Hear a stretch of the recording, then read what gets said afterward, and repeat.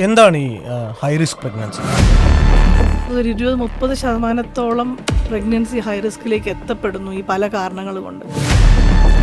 കോവിഡും പ്രഗ്നൻസിയും തമ്മിൽ ബന്ധങ്ങൾ വന്നിട്ടുണ്ടോ? ഒരാളുടെ പ്രഗ്നൻസി ഹൈ റിസ്ക് ആവാൻ അയാളുടെ ലൈഫ് സ്റ്റൈൽസ്, ഈറ്റിംഗ് ഹാബിറ്റ്സ് ഒക്കെ കാരണമാവാറുണ്ടോ? Postmortem blues, postmortem depression, even സൈക്കോസിസ് ആൻഡ് സൂയിസൈഡൽ ടെൻഡൻസീസ് കൂടി വരികയാണ്. നമ്മുടെ കേരളത്തിലും നോർമൽ പ്രഗ്നൻസി സുഖപ്രസവം, അതിനൊരു ഡെഫിനിഷൻ ഒരു വൈഡ് റേഞ്ചാണ്.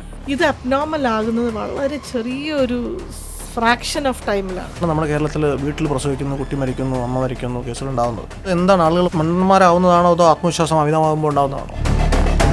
വൈകല്യങ്ങൾ ഒരു പരിധിക്ക് മേലെ കുറയ്ക്കാൻ ഈ മരുന്നിന് സാധിക്കും. കുട്ടിയുടെ ആദ്യത്തെ ഹൃദയമിടിപ്പുണ്ടെന്ന് പറയുമ്പോൾ കേൾക്കുന്ന സന്തോഷം, ആ സന്തോഷങ്ങൾ ഒരുപാട് കാണാൻ അല്ലേ, അത് വളരെ ടച്ചിങ് അല്ലേ ആ എക്സ്പീരിയൻസ്? എൻ്റെ ഏറ്റവും വലിയൊരു പോസിറ്റിവിറ്റി അത് തന്നെയാണ്. കാരണം I tell them that I am with you till you go home.